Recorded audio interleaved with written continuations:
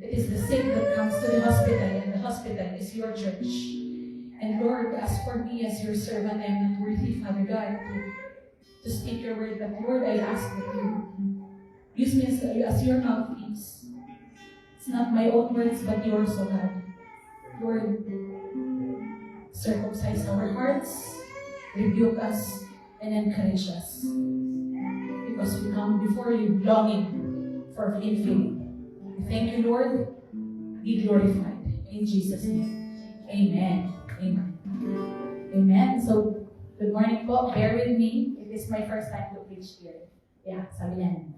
My first time is in Pittsworth, preaching to unbelievers. But it is by God's grace na maidaldalan. Amen. So, our topic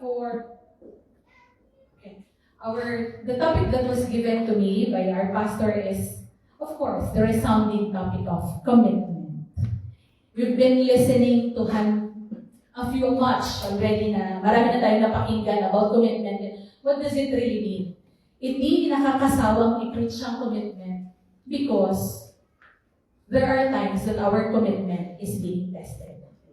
Amen? So, ngayon, let us ask the Lord na siya ang magpakaawat. Siya ang magbigay ng linaw sa atin kung bakit at ano ba dapat, and the questions in our minds regarding this topic. So, commitment. Alright, so our first commitment, most of us here have only 1, 2, how many? 3, 4 are not married. So, commitment, alam natin yan tayong mga married.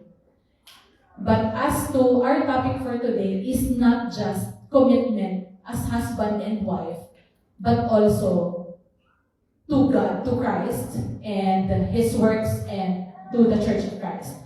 So, commitment, of course, sa buhay ng mag-asawa, hindi laging out. Diba? Sabi, merong tinatawag na, meron kasi yung point sa buhay natin na we always want to be with our partner. Yung parang, ayaw mong nawawala, ayaw mong hindi mo siya nakikita. Gusto mo lagi siyang nandyan, gusto mo lagi siyang natatouch, gusto mo lagi kayong nagkakadre, gusto mo lagi kayong nagtatravel. Lahat ng happy. Lahat ng happy hormones lalabas. But then, there are times, kapag nagkakaroon na ng disagreements, hindi kayo pareho ng prinsipyo, hindi mo gusto yung naging salita niya, hindi mo nagustuhan kung paano ka niya kausapin, doon na magkakaroon ng bakit naman ganito yung asawa mo? Bakit siya ganito? Bakit? Marami ng bakit na parang nyamad din. Pero because we are committed to our husband and wife, no choice tayo. No choice tayo. So, commitment is being there despite and in spite. So, commitment in the Oxford Dictionary means the state or quality of being dedicated to a cause or activity, a pledge or undertaking, an engagement or obligation that restricts freedom of action.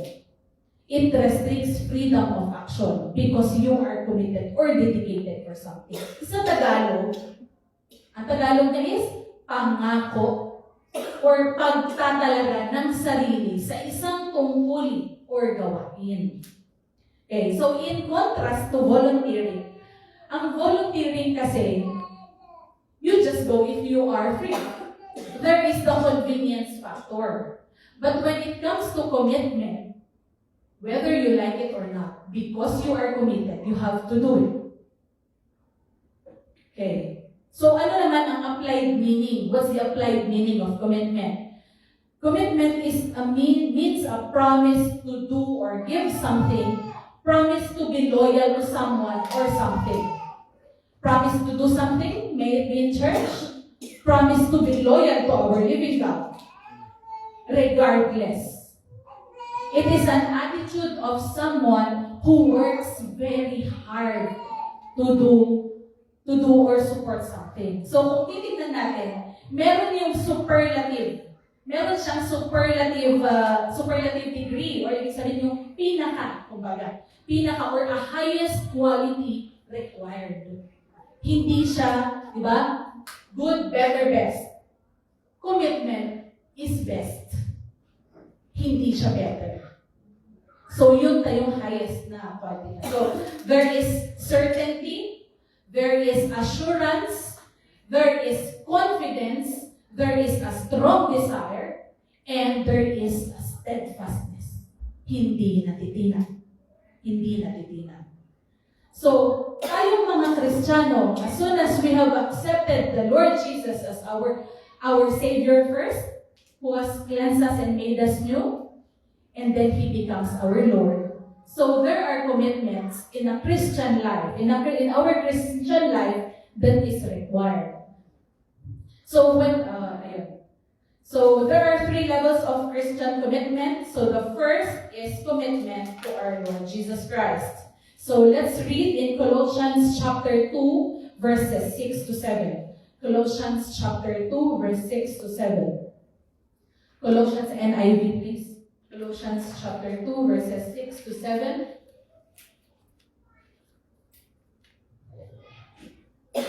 Alright. So then, just as you received Christ, Jesus as Lord, continue to live your lives in Him. Okay, let's stop there. Continue to live your life. So when we receive Jesus as our Lord, as our Savior, again, we are a new creation. So, ngayon, one-off lang ba siya? Of course not. Kasi, apart from that, it is Jesus is our Lord. So, magpapasakop tayo under the dominion o sa pamamalakad ng ni Yesu Cristo. Amen?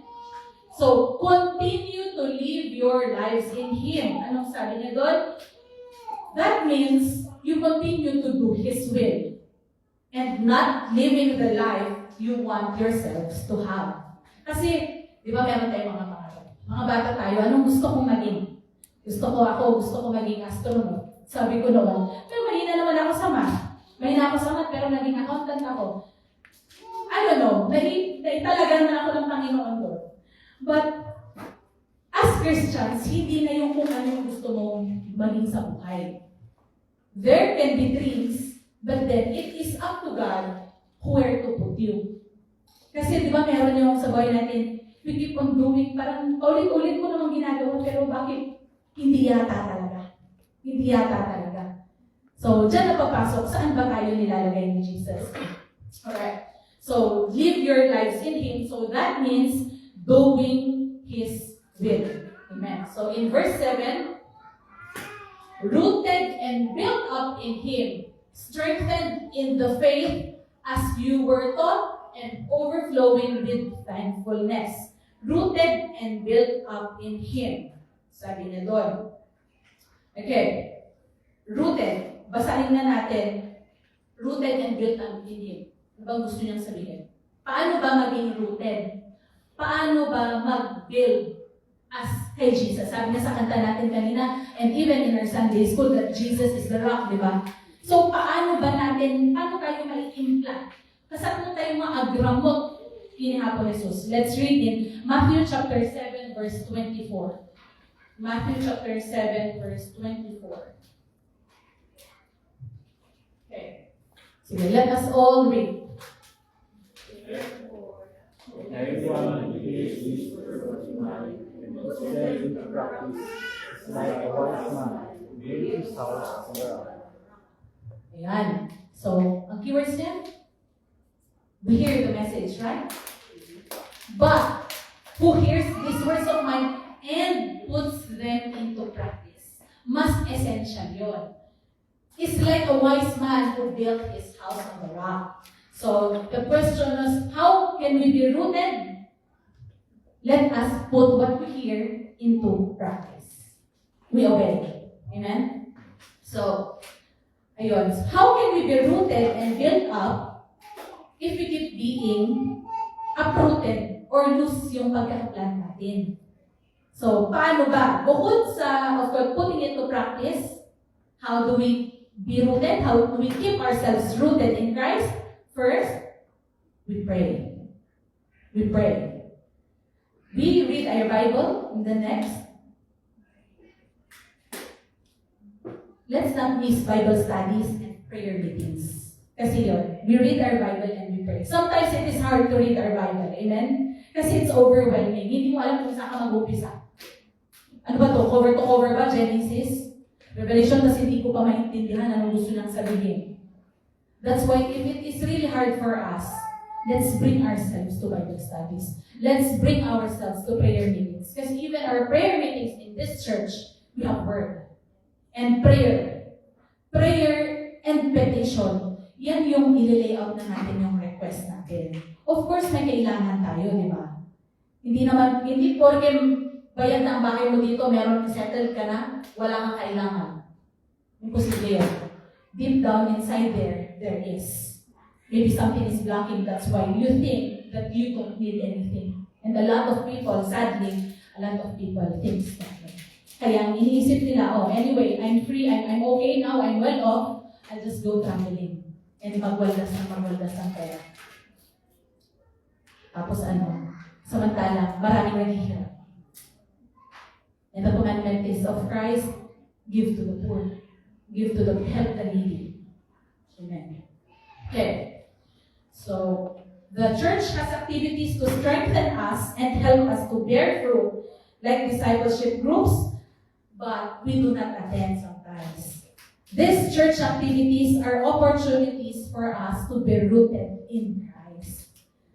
Kasi, ulit-ulit tayo na, read the Bible. Para na lang yung ganyan. Okay, let's also read in Isaiah chapter 5, verse 22 to 24.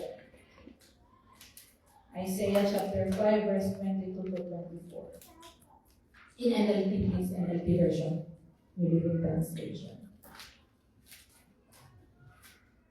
22 to 24. Okay, let us all read. Is certain for those who are heroes when it comes to drinking, who boast about all the liquor they can hold. Next, they take bribes to pervert justice. They let the wicked go free while punishing thieves.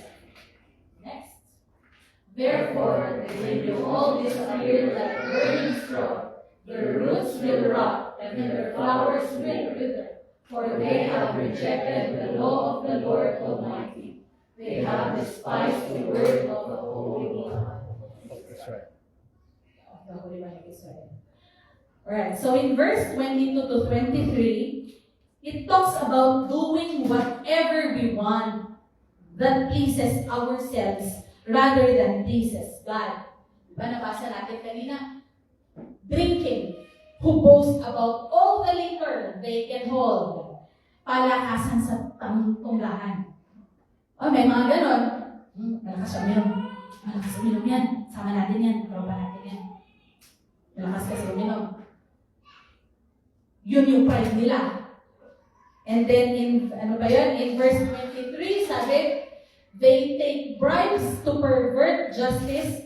They let the wicked go free while punishing the innocent. Ang gusto niya sabihin dito, in this wicked world, lalo sa Pilipinas, corruption. Di bali nang gumagawa ka ng masama, basta may kapit ka. They pull strings. Connected kasi siya kay Vice Mayor. Connected siya kay Kapitan, kaya malakas kasi kay Kapitan yan. Kaya kahit na mali, they take bribes. And then, yung nakagawa ng masama, free na. Kapag kamayaman ka, meron kang pambayad, meron kang pangsuhol, free. Kaya, kung mapapanood ninyo, you watch documentaries about yung mga less fortunate, dahil wala silang pera, hindi sila makakapag-aral, talagang kahit isang tuka, and yet, meron namang binibigay na pondo from the government. But then, because of greediness, it doesn't work. Hindi na tayo bago sa ganang usapin sa Pilipinas. Amen. So, ayun. Ano ang sabi sa salita ng Panginoon to these people who are pleasing their stomach, who are pleasing themselves? In verse 24, Their roots will rot and their flowers wither. Their roots will rot. So kahit na makinig sila ng salita ng Panginoon, because they don't put it into practice, mawawala. Hanggang nga gamot. Na kapag nagkaroon ng problema sa buhay, matatanggal tayo. Ma-uproot. And anong sabi niya? Their flowers wither. So ano man yung physical flowers, they beautify, right? Ang flowers, ayun, they look good. They beautify a place. Sa isang table, kahit na walang nakalagay or isa ng pagkain mo, pag may flower dyan, mukhang sosyal. Pero, sabi sa salita ng Panginoon, for us, if we do not put what we hear into practice, kung ano man yung outward na beauty natin, ma-uproot ito when? What are the instances na ma-uproot tayo? Will be uprooted pag nagkaroon ka ng sakit. Pagka nag-disgrasya ka. Pagka na-bankrupt ang negosyo. Pag natanggal ka sa trabaho. Tignan natin kung nasaan yung beauty. But, if you are rooted in Christ, kahit anong mangyari sa'yo, there is hope.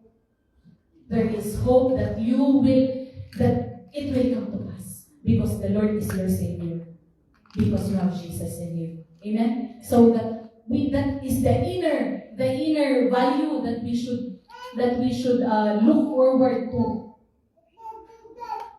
So let us be rooted in Christ. So commitment to Christ is trusting and obeying His word.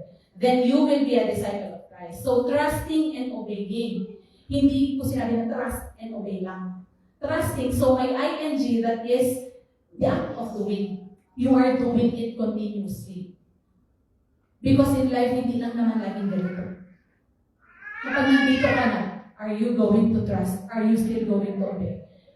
Parang sa tithing natin, pag walang-wala ka na, natanggal ka sa trabaho, wala kang pangkain, ibibigay mo pa ba yung ikapo? O hindi na? If you don't, then you are doing what you want. Saving for myself. You don't know that who is the God that you are giving your tithes. Because the God that you are giving your tithes can even overflow you with blessings. Nasabi na sa promise niya, malakay written. Floodgates will open. As long as you keep obeying. Amen? Amen. Next, so that is commitment to Christ. That is the first and the greatest level of commitment a Christian should have. Hindi tayo makakaprogress sa susunod na mga levels kung hindi tayo rooted sa ating Panginoong Jesus. Okay. Church of, the next level in the church commitment is to the Church of Christ.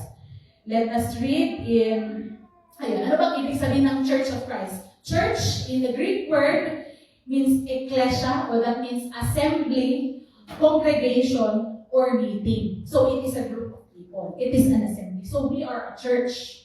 This is a church. Even though we are a church, kasi there is a meeting.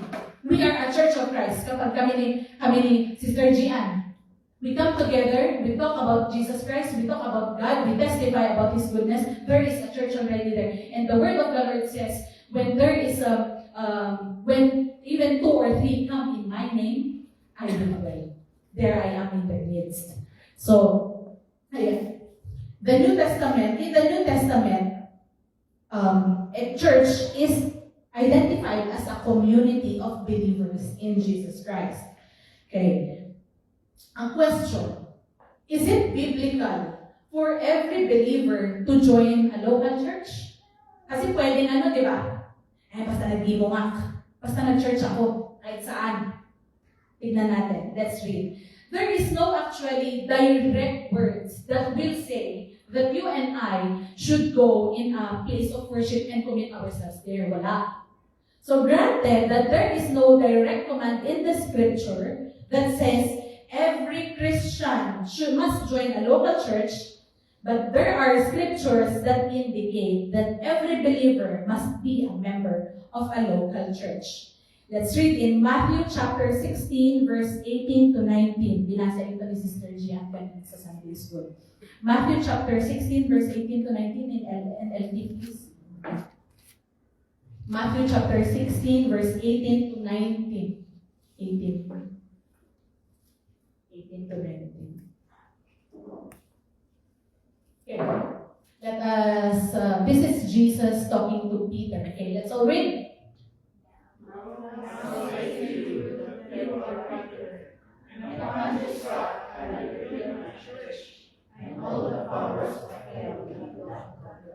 Continue.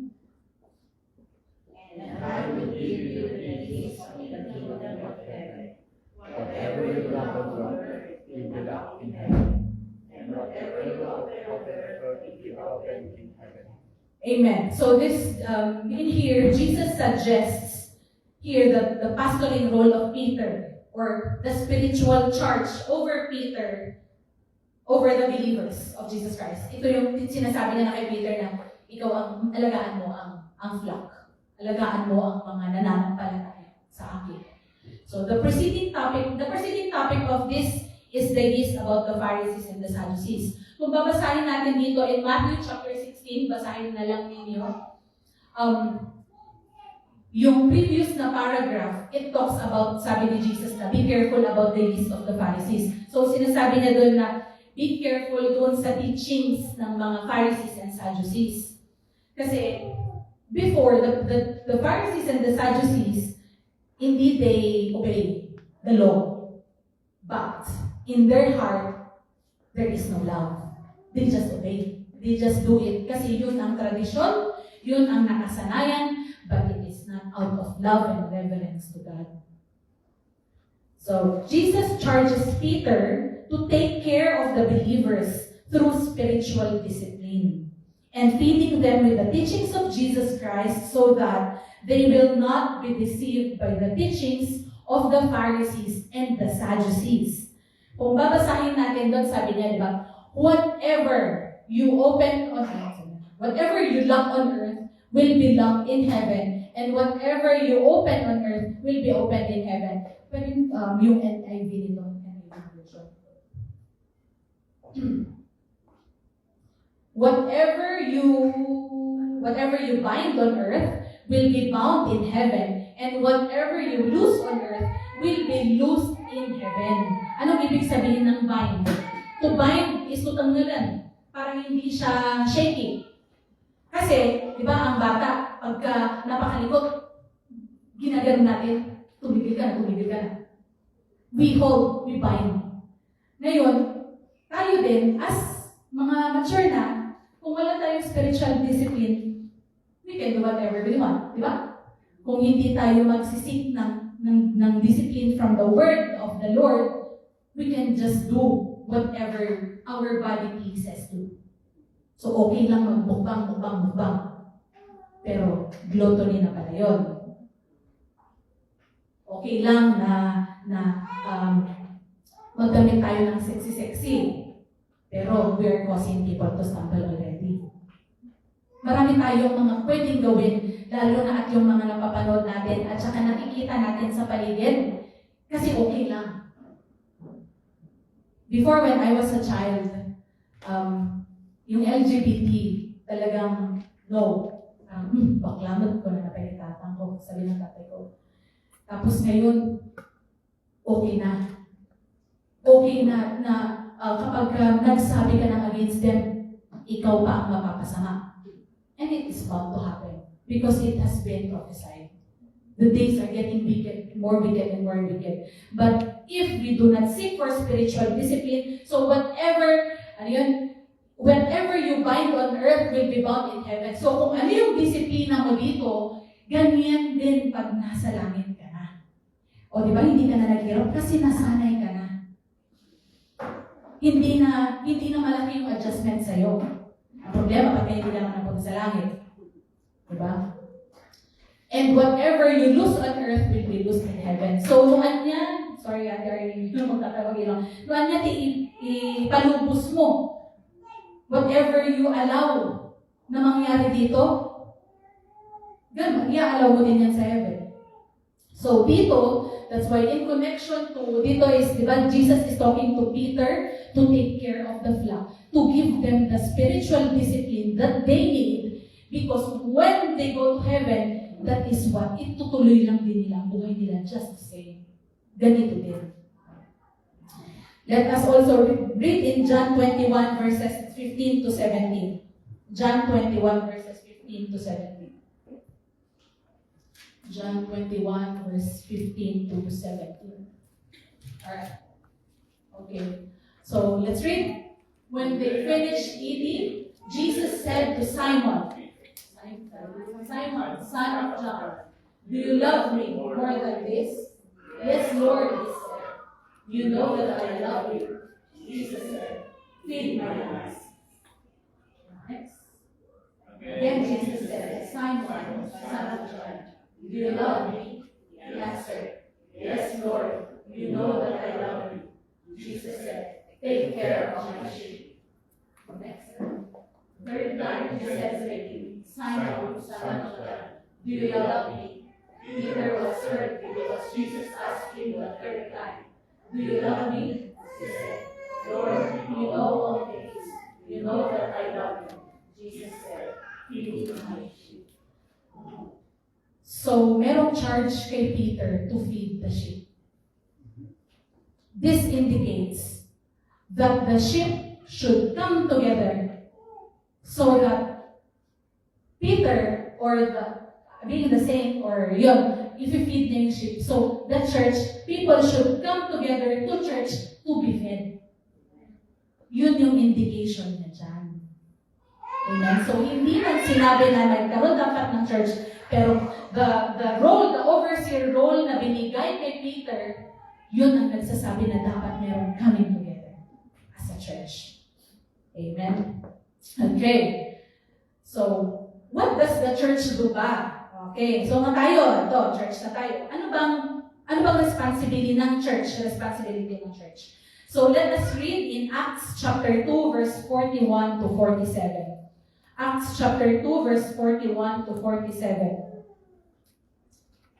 So, alright, 41. Let us read until 47. There we go. Those who accepted this message were baptized, and about 3,000 were added to their number that day. They devoted themselves to the apostles' teaching and to fellowship and to the breaking of bread and to praise. Everyone was filled with awe, and many wonders and signs were performed by the apostles. All believers were together and had everything in common. They sold property and possessions to give to everyone abundantly. Every day they continued to meet together in the temple courts. They broke bread in their homes and ate together with glad and sincere hearts, praising God and enjoying the favor of all people. And the Lord added to their number daily those who were being saved. Amen. So, come together to church para madagdagan tayo.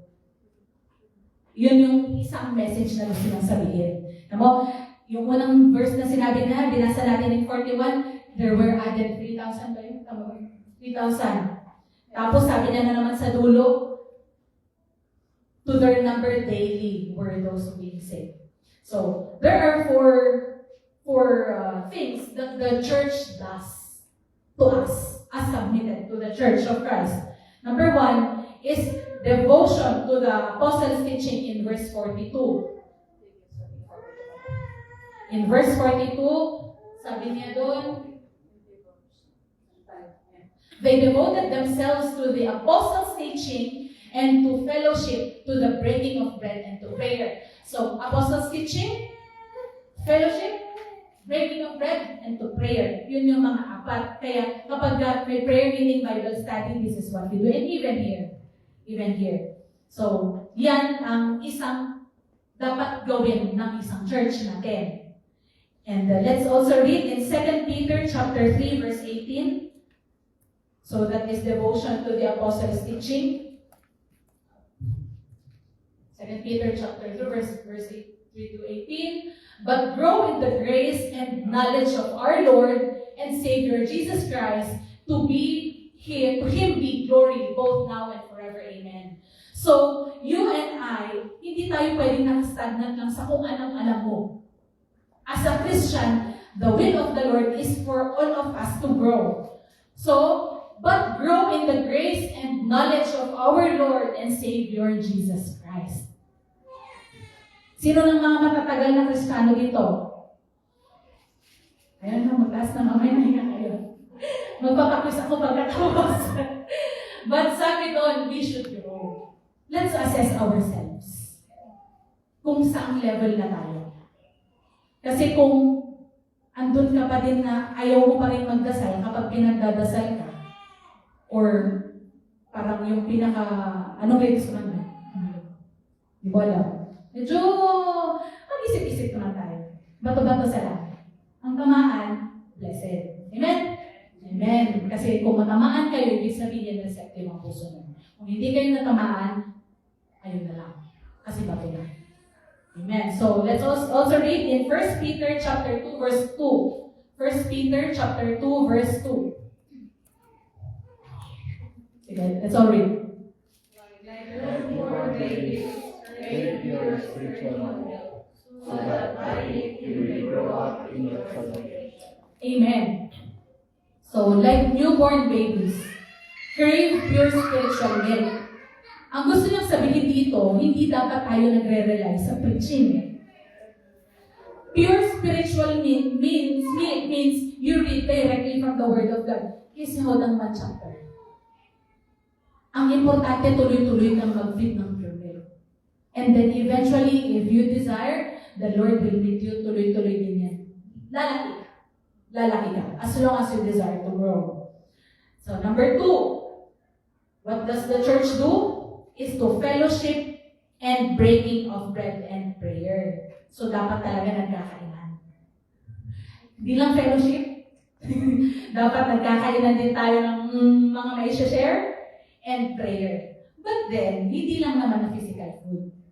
And even water is still food. So, hindi ibig sabihin na kapag Bible study sa bahay nyo, magpapahanda ka parang birthday. Ang importante, you open your house to Apostles' teaching. Amen? So, the top priority of a fellowship is harmony and unity. That's why we get together. Hindi para magchismisan at magsabihan ng maghilaan, nagbabackstab. Hindi siya dapat ganon. It should be harmony, unity, at at ipagkaisa. Merong oneness. Let us read in Ephesians chapter 4 verse 3. Ephesians chapter 4 verse 3. Ephesians chapter 4 verse 3. Sige, basahin natin. Make every effort to keep the unity of the Spirit to the bond of peace. Amen. Kaway-kaway sa mga katulad ko na mabilis magalit. This is the word of the Lord. So, make every effort. Make every effort. And as to someone, as to you, kunwari, nagalit si yung asawa ko, ay na magagalitin. It is not for me to condemn. But it is for me to encourage and to pray for that person. Sino ba ang perfecto? Amen? Sino ba ang perfecto? But ayun, the unity of the Spirit and through the bond of peace. Peace, amin. Peace lang. Alright? So, next, number 3. The church comes together to worship. Worship. Do you really know what's the meaning of worship? Worship means, from the word we are here. I-google nyo na lang. So, worship. Galing siya sa 2 words. Yung word, it came from an old language, old English term, which means to give value, give worth. And ship is the act of doing. So, coming together to worship is we are giving value to our God. Yun ang ibig sabihin ng worship. Hindi lang pagtaas ng kamay. Kaya, lagi natin sinasabi ang pagbibigay ng ikapo is worship. Why? Kasi hindi mo alam kung kanino mapupunta yun. Pero alam mo, sa pananampalataya mo na, Lord, ito ay para sa'yo.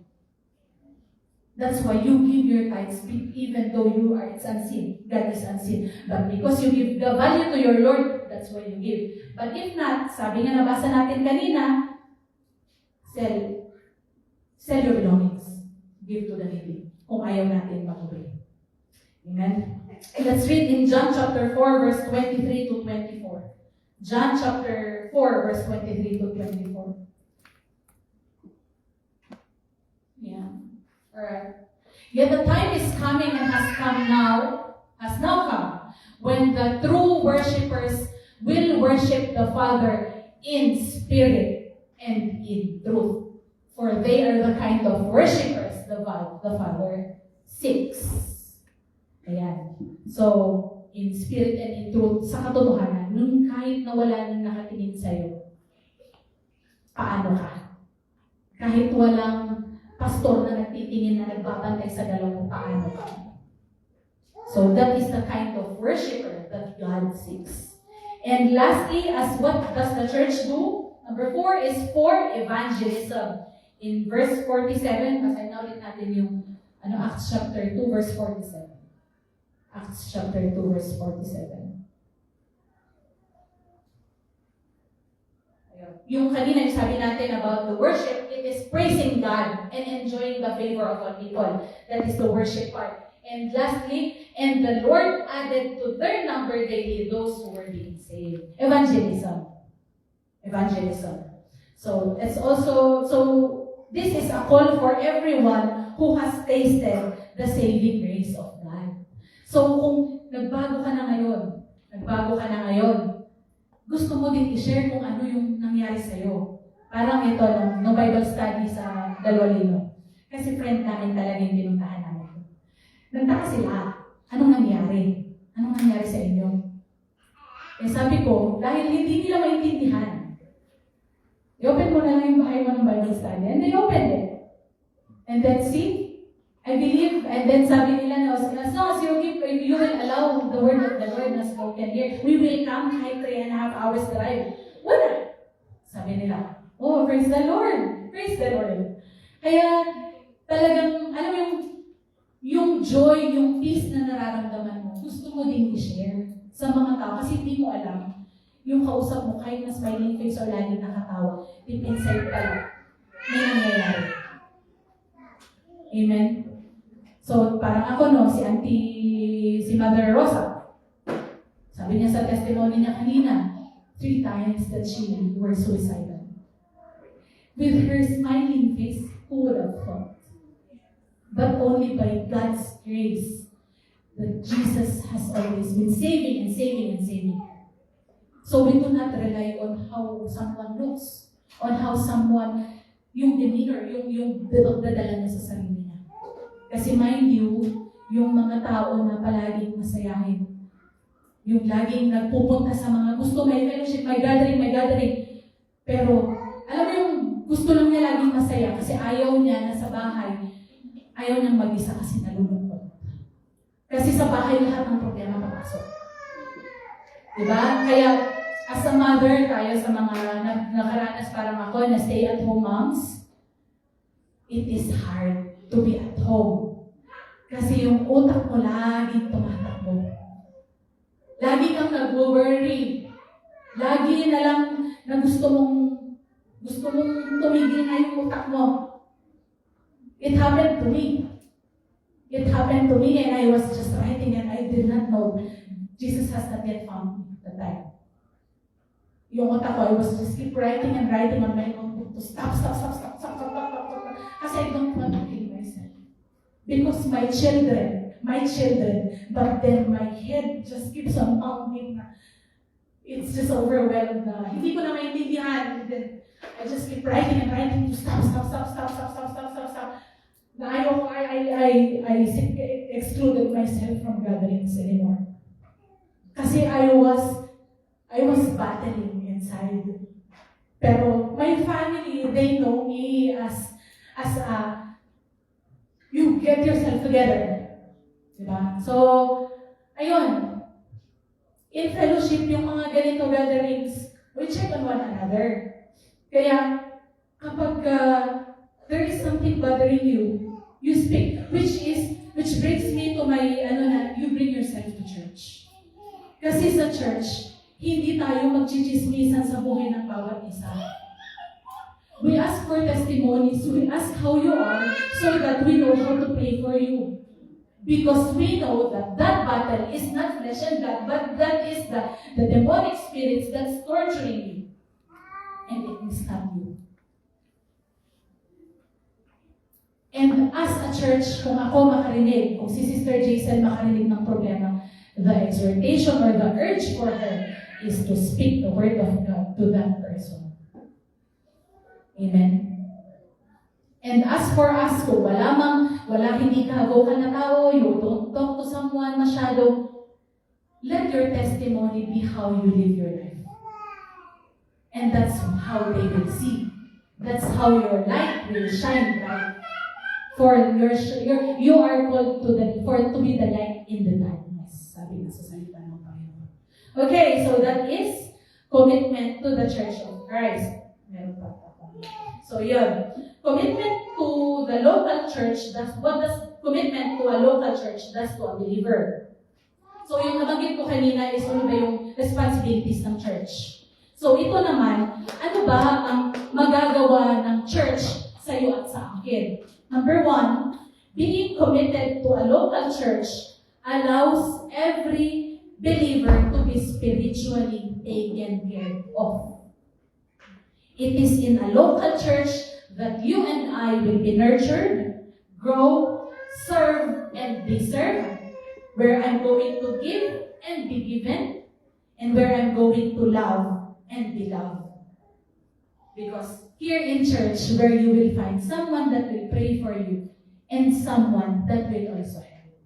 Kasi meron tayo, nabasa natin kanina in Acts, the believers had everything in common. Kaya kung meron kang problema, even financially, you speak. Even, hindi man ma-provide yan na, meron kasing nagpapalutang dito sa church. Hindi dahil doon. Of course, we will see kasi kaya ka nabaon sa utang kasi pala kasino ka ng kasino. Ay, hindi naman na yun in line sa will ng Panginoon. Ang gagawin na sa'yo, ipag-pray ka, hihilain ka sa mga church activities. And tutulungan ka na let's see how the Lord will lead. Kung paano mo mababayaran yung utang. Amen? So, ayan. You will be spiritually taken care of. Someone will pray for you. And then, kapag nagkakaroon tayo ng problema, here is where we can share. Where we can share. Kasi, ito, di ba? Amen? Sa mga kasama sa mga nagpe-fellowship palagi, dito tayo nakakahinga kapag may fellowship. This is where we can freely cry. This is where we can I am just so tired. Lord, I just wanted to meet you. Come and fill me. Dito yun. Dito yun sa church. Amen? So number two na commitment ng local church to a believer is the being committed to a local church helps us to do the Great Commission to evangelize. Because you have been saved not to sit down. You have been saved to also share to others this good news of salvation, that in Christ there is rest, that the burden of Christ is light. Kung meron mang mabigat sa'yo, it is in Christ. Marami dyan. Sa mga students, marami kayong mga klase nyo siguro, even me sa trabaho. Meron yung mga trabaho na puro toxic. Puro na lang problema, pera. Pera na lang yung naririnig palagi. Ang dali sanang sabihin natin, no? Christ will lift you up. Pero, it requires boldness talaga from the Holy Spirit. But if it is really hard for you, tawagin mo sila. Come to church. Maraming magtataka bakit at peace ka pa rin. Kahit na nagkakaroon. Parang sa akin, sa trabaho, puro na sila nag-aaway kasi, of course, yung mga manager at saka mga mamagaling na gustong mag-manager, maraming ganun sa trabaho. Basta ako, magtatrabaho lang ako dito, yung focus ko is nasa ministry ko. Ito is isang aspeto lang ng buhay ko. Yung spiritual ko, ito dapat yung pinaka-healthy. Because when your spirit is healthy, aglayos, it will flood ang blessings sa buhay mo. Kaya, brethren, let us prioritize our spirit. Because even in Jesus, there is healing. Amen? Amen. In Jesus sabi, seek first the kingdom and His righteousness, and all these things will be added unto you. So kahit ano man na hilingin mo, as long as it is according to God's will for you, it will happen. It will happen. As long as you keep making it right with God. You ensure that your relationship with our Almighty is healthy. Amen? Ayun. So, what is the difference then of being a Christian? Ay, bakit na ba ako nandiyan? Ayun, in power and unity, sabi ko sa evangelism.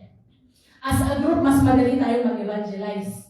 Parang yung mga ginawa natin na birthday parties, evangelism, mas very effective siya. Praise God. By God's grace talaga na souls and souls has been coming. Pero kung meron na parang, nagpa-birthday naman ako pero walang pumunta, don't be, huwag kang ma-discourage. As long as you just keep doing it. It is the Lord who will bring in souls and not you. You just have to share. Kaya yung gano'n na, using birthday parties to speak the word of God, using yung mga opportunities for evangelism to promote the word, promote the kingdom of Jesus Christ. Yun yung isipin natin. Amen? So, and it is easier if you are in a group. Kaya nga, if we can read, we can also read that in God's word na the apostles were sent 2 by 2, yung sending of the 70. 77? The 70. They were going by twos. Kasi mas may ma-encourage ka pag may kasama ka. Pag mag-isa ka, medyo alanganin. Ganon din sa ating world. Pati sa pananampalataya, kapag meron kang ka-partner sa pananampalataya. Amen? So, yeah. So that is commitment to the Church of Christ. And last commitment is commitment to the works of Christ. Works of Christ. Let's read in Ephesians chapter 2, verse 10. Ephesians chapter 2, verse 10. Ephesians chapter 2, verse 10. Okay, so let us read. Created in Christ Jesus to do good works, which God prepared in advance for us. Okay. See, we are God's handiwork created in Jesus Christ, in Christ Jesus to do good works. So we do not do good works to earn our salvation. Because it is through Christ that will enable us to do good works. So mauuna munang i-receive natin ang salvation natin kay Jesus Christ so that we will be able to do this. So parang, kasi marami daw na, they're earning their salvation. In this church, they're earning their salvation. Kasi talagang dito sa atin, sa family na to, talagang we prioritize na tuloy-tuloy, active ang church activities. Hindi tayo relax. And I praise God because we are in this church family. So, ayun. Good works. Ano bang ibig sabihin ng good works? The biblical definition of good works is not merely good deeds. Hindi lang siya merely good deeds. Number 1, biblical good works encompasses the aspect of thinking and conduct before God. Okay. So good works doesn't necessarily mean that someone is your audience or my recipient yung good works mo. By the way you carry yourself, by the way you dress, by the way you speak, by the way you think, and if all of this is pleasing to God, that is already good works. So it doesn't necessarily mean that there is an audience. Okay? Amen? So, and number 2, good works are an expression of gratitude in a believer's heart. Ito yung result na nakikita natin sa ministry. Na parang, bakit grabe yung dedication ng mga pastor? Bakit grabe yung dedication na Nabawets? They are driving every week from why? Because that is a result of their gratitude. Because God has been so good to their life, that's why they wanted to serve. Yun siya. Okay? It is an expression. So, kung makikita man, we do not compare. We do not compare. So, the level of service of someone in his ministry, you and I should be inspired kapag makita mo na talagang, grabe, kahit may sakit, nandun pa din siya. Grabe, kahit kapapanganak lang, nandito na sa church. Amen. Because you are grateful that God has enabled you na mga panganak to bear fruit. At maging ganito na, it is all out, agurgurayo. Tama ba yung term? It is coming out from the heart. It is just, you're just exploding in gratitude. That's why you are here and you want to serve. Amen. So the ministry is already a result. Okay? Result yan ng gratitude. Amen. So let's also read in Romans chapter 12, Romans 12, 6 to 8. Romans chapter 12, verses 6 to 8. Ito naman, ano ba yung mga ministry or ano yung mga good works na towards others that we can do? So let us all read. Go. We have different gifts according to the grace given to each of us. If your gift is prophesying, then prophesy according to your faith. If it is serving, then serve. If it is teaching, then teach. If it is to encourage, then give encouragement. If it is giving, then give generously. If it is to lead, then do it diligently. If it is to show mercy, do it cheerfully. Amen. So all of us have different gifts. So prophesying is speaking God's word.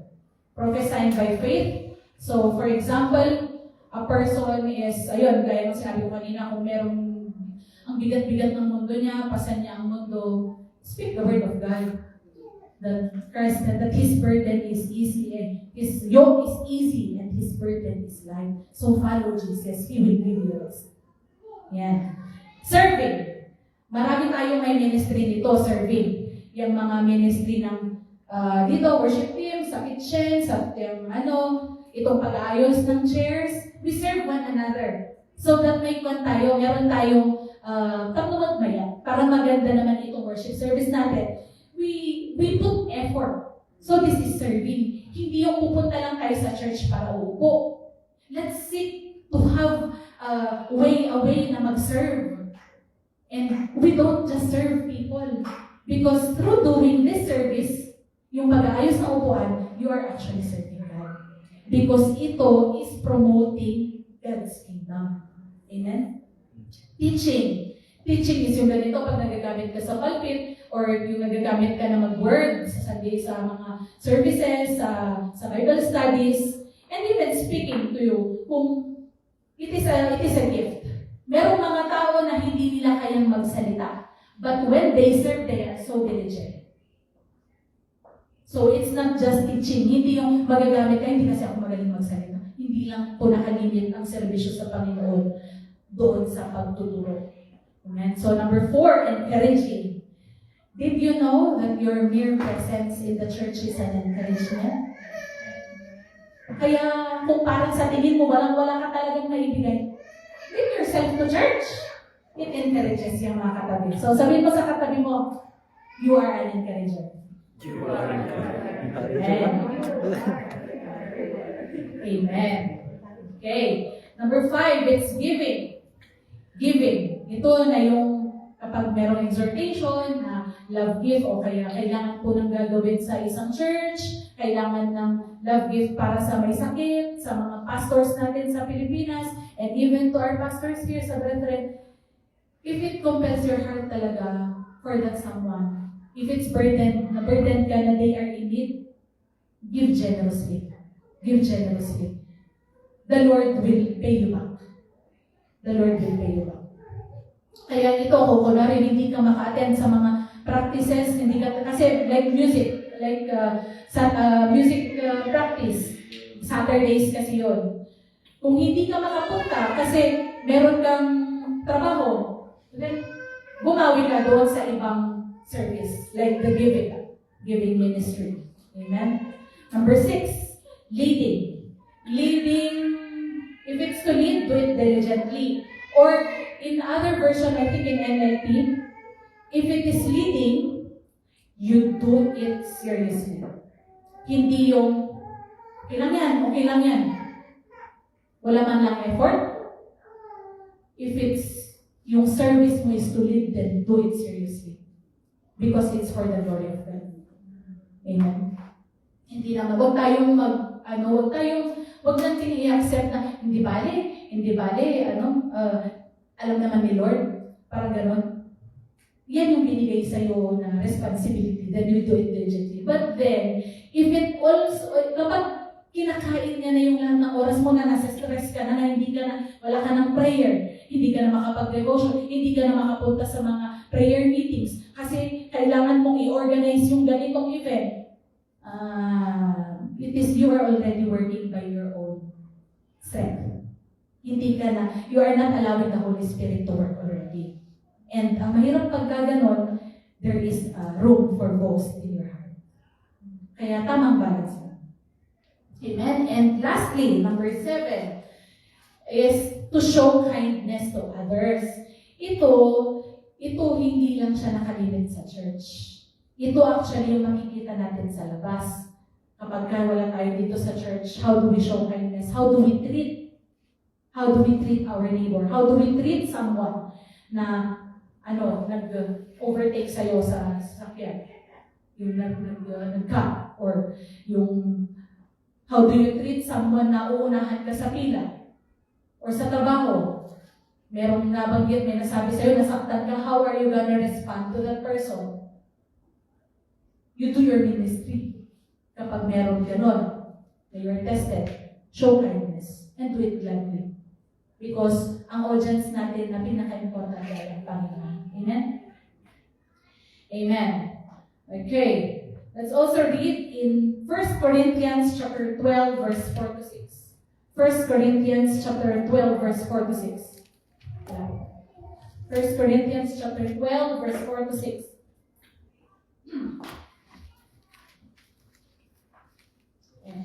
Now there are different kinds of spiritual gifts, but it is the same Holy Spirit who is the source of them all. See, there are different kinds of service in the church, but it is the same Lord we are serving. And verse 6. There are different ways God works in our lives, but it is the same God who does the work through all of us. Amen. So don't think na what your ministry right now is lesser compared to the others na nandito sa harap. Because just the same, it is the Spirit of God that has enabled us to do this. It is the same God. Paano kung kunwari, nagagamit nga siya as worship leader, palagi namang late, o kaya hindi man lang, marami kang mapupuna, kumbaga, based doon sa kanyang ministry, kumpara doon sa isa na nag-aayos ng upuan pero napakaagang dumating. Saan mas happy ang Panginoon? Hindi ba doon sa isa?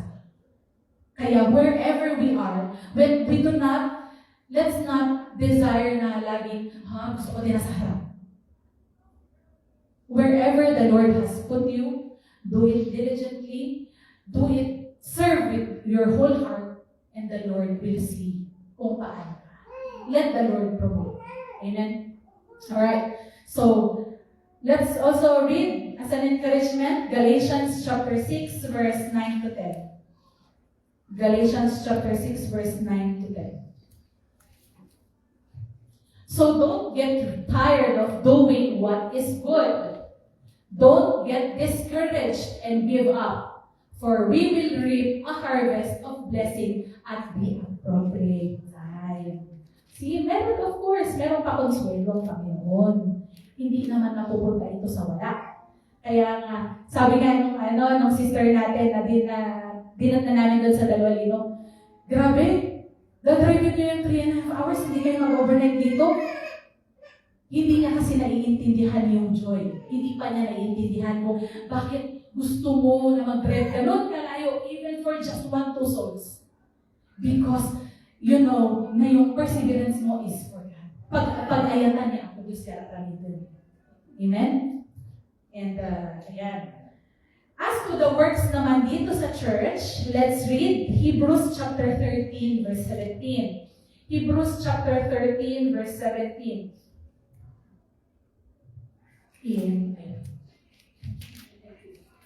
Hebrews chapter 13. Ayan. Okay, let's read. Obey your spiritual leaders and do what they say. The Lord is to watch over your souls, and we know how to accountable to God. Even if wisdom produces joyfully and not to restore, that will certainly not be for your benefit. Okay. Obey your spiritual leaders. It will be a struggle. If this is a struggle, kasi kapag parang sa tingin natin minsan, mali kasi yung desisyon ni pastor. Mali yung desisyon ni pastora. Our pastors and leaders are looking at a higher perspective. They push you to do something for your benefit. If the congregation keeps on saying no, ayaw ko, mali, sila na lang, ayaw ko. Next time na, ano ang mararamdaman ng pastor mo? Who looks after your soul? Are our pastors will be joyful? Of course not. This will be of no benefit to you kasi if the more that we resist yung leading din ng pastor natin sa atin, magsa-step back si pastor. Madi-discourage siya na ayaw niya nang mag-encourage sa'yo. Eh kung tutusin, kaya kanya pinupush na you go, you do this ministry, mag-MC ka for you to grow and for you to bear fruit. Kasi yun accountable kasi siya sa soul natin. Kaya kapag pinupush tayo ni pastora, nagsakan tayo because they are concerned about you, that you should bear fruit. Pero if we keep on saying no, sino pang magiging concerned? Magiging accountable ka na kasi umayaw ka. Amen? You get what I mean? So, let's give confidence to our pastors. Kasi sila naman ang may kargo sa atin. Para naman, pag naman maayatan na, para naman joyful sila na nandito sila. Kasi ang hirap pag yung resist tayo ng resist. Imaginin mo yung ikaw nagpapatakbo ng sasakyan tapos yung mga pasahero mo, ang ingay-ingay nila, toilet, ganyan. O kaya, anyaman din, puro reklamo. Ano naman ang nung nagdadrive o nung nagdala sa'yo doon sa pasyalan, na reklamo ka ng reklamo, kumbaga. Diba? Let's just obey. Even we do not see. Even it's required na parang kumari, late kayo. Bakit kayo late?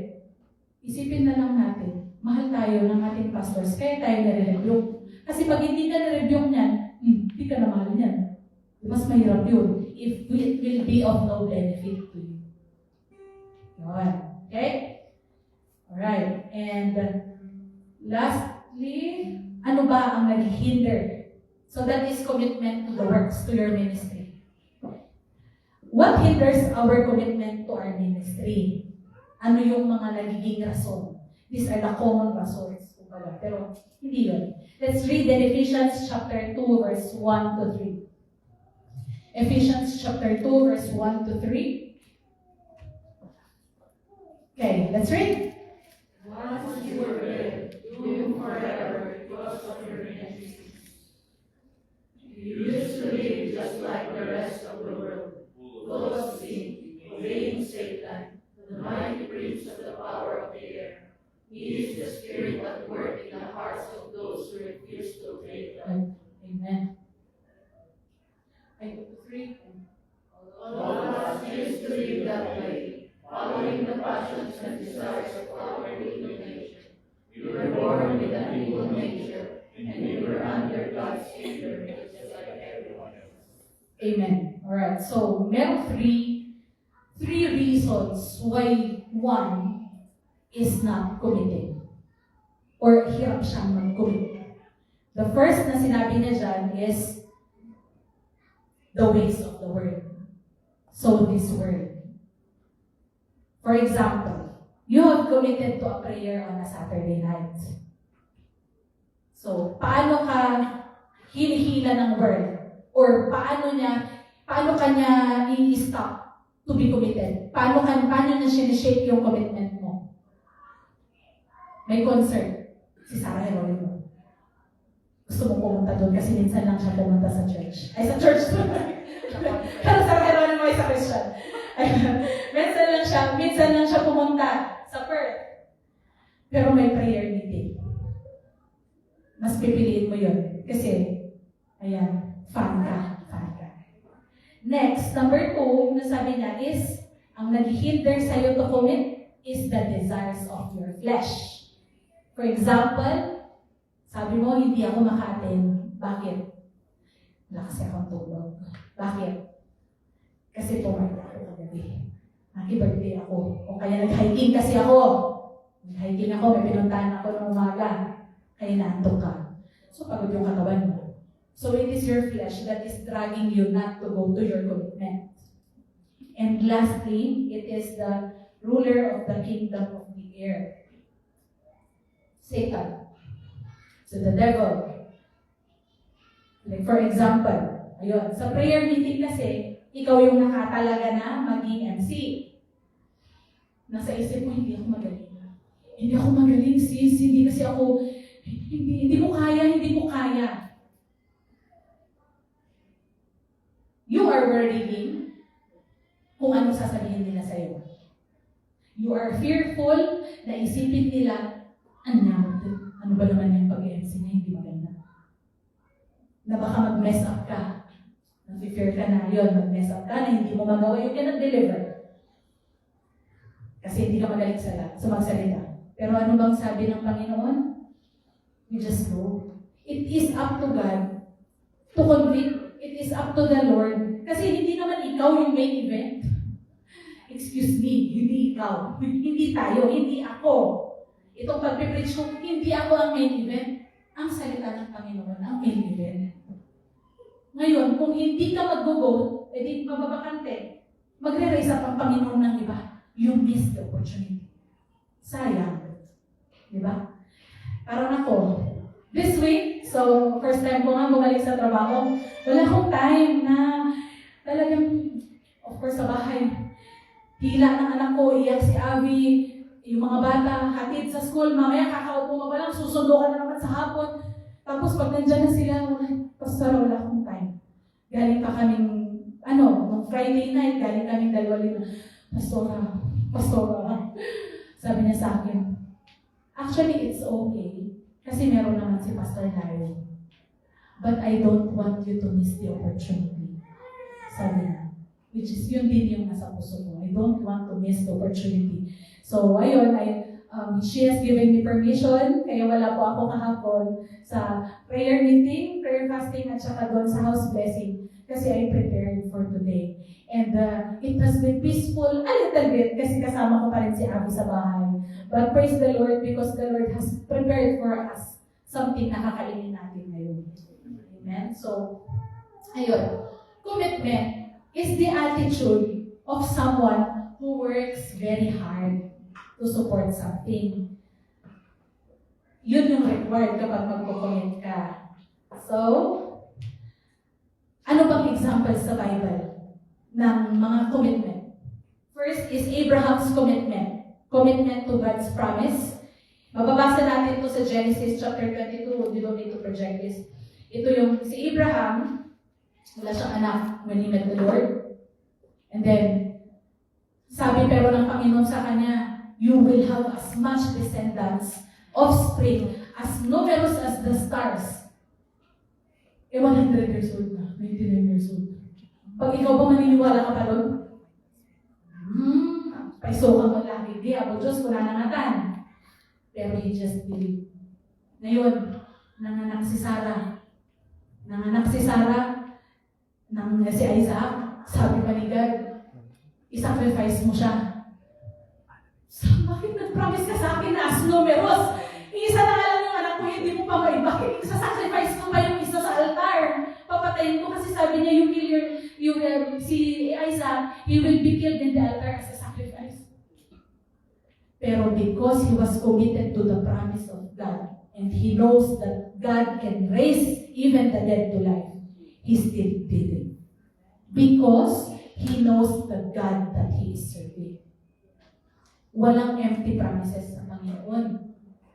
Kaya pag sinabi niya, favorite ko kasi yung malaki, you know why? It is because the blessings of God is not in that promise. I am sorry if you might think na parang lagi na lang times yung mga sinasabi ko. Pero kasi yung blessing ng Panginoon nandun. And it's not just a blessing na low grade. It is the floodgates, aglayos the blessing. Amen. So, yan, yung commitment ni Abraham. Another commitment is yung commitment ni Daniel. Daniel's commitment to prayer. This was during the time of King Darius. So, nung time na yun, they were held captive. Dapat, ang nag-issue si King Darius ng decree that all people should not pray to their God or to a human being except the king. But Daniel stood firm to his prayer, to prayer, he still prayed to God. Kaya yung mga co-administrators niya, kasi mataas ang position ni Daniel during that time, pero he worshiped God. Yung mga co-administrators niya, dahil inggit sila, dahil yung king balak siyang ilagay as overseer ng buong kingdom, naghanap sila ng butas. And then ang ginawa nila, sinumbong nila na, ayun, parang gumawa sila ba, wala blameless tong taong to, wala kang mali pupul sa kanya. Unless ang gamitin natin na strategy is yung faith niya to his God. Kaya sinulsulan nila yung king, yun, mag-issue ka ng decree na walang ibang i-worship ang mga tao, to pray to them, but only you as the king. Doon nila na-catch si Daniel. So, nahuli nila na he is praying, and then dahil the king, kahit na dahil sa kanya si Daniel, doon kay King Darius. So, dahil nag-issue siya ng decree, he has to stand firm with this decree. Daniel was thrown into the den of lions. And then, si Daniel, God has rescued him victorious. Nakaalis pag-open ng pit, buhay pa rin siya na shut ang mouth ng lions. See, his commitment to prayer, kahit na lahat na is against. Amen. Because he knows the God that he is serving is a God that delivers. Amen. And lastly, of course, is Jesus' commitment to God's will. Jesus lived a lifestyle that honors God and which boils down as loving God and loving others to the point of laying down his life to die for the salvation of mankind. Amen. So, he came down from heaven, naipanganak nga sa sabsaban. Maswerte tayo, no? Blessed tayo, hindi tayo sa sabsaban nanganganak. Hindi ka naipanganak sa sabsaban, pero ang ating Panginoon sa sabsaban pinanganak. See how the humility, yung pinapakita, the love of God na even His Son willing for you and my salvation. He has given His Son to die. Because bloodshed is bloodshed, lahat tayo na sanctified. Amen? Alright. So, conclusion, commitment to Christ is commitment to Christ is trusting Him and obeying Him. Again, trusting and obeying. Commitment to the Church of Christ is having confidence to your pastor or leaders because they are accountable of your soul. And obeying them. Obey our pastors. And last, for commitment to the works of Christ, let's work very hard to our ministry. Let's put effort. Let's take it seriously. Hindi lang po pastime ang ministry. Amen? So for let us be encouraged by the words in 2 Corinthians chapter 1 verse 20 to 21. 2 Corinthians chapter 1 verse 20 to 21. Okay, let's read. For no matter how many promises God has made, they are yes in Christ. And so through Him, the Amen is spoken by us to the glory of God. Amen. Tuloy pa. Now is God makes both us and you stand firm in Christ. He anointed us. Amen. Yes lang. Kaya let's be a yes person. Kasi sino bang nakakaalam ng future? Even our pastors doesn't know. But if the Lord allows things to happen, it is always for our good. Because His will is to prosper us and not to harm us. Amen? So, yes lang. Kahit na parang mahirap, yes lang. We pray. If it is hard, that's why we pray. We pray. And lastly, in 1 Chronicles chapter 16, verse 9. 1 Chronicles chapter 16, verse 9. 1 Chronicles chapter 16, verse 9.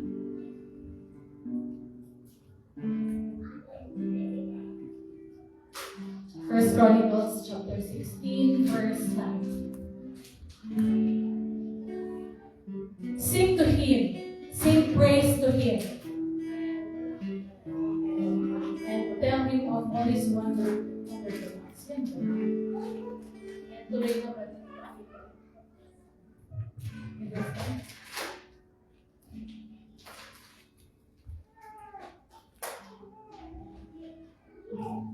I think I got it wrong. Basahin ko na lang. For the eyes of the Lord range throughout the earth to strengthen those whose hearts are fully committed to Him. So there we can see, it is God who should we rely on and not ourselves. Hindi yung kapasidad natin. Amen? So, commitment is needed for us to finish the race in faith. Kasi hindi mo alam kung bukas, wala na.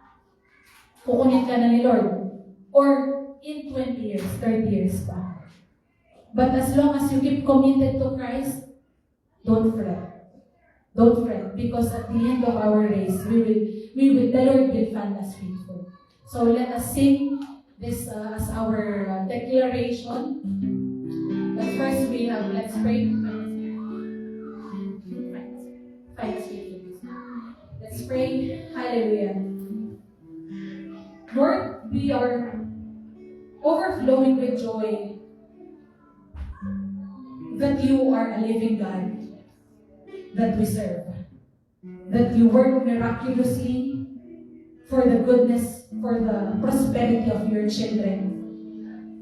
Lord, we could only give back by offering ourselves. Father, should we have these struggles in our hearts, in committing to you, in committing to this church, and committing to our ministry. We pray, Lord God, that by your grace, by your leading of your Holy Spirit, that we will be delivered. Father, we thank you for the opportunity. And we know, Father God, that you will bless our commitment as you have said in your word. This is our prayer in Jesus' name. Amen.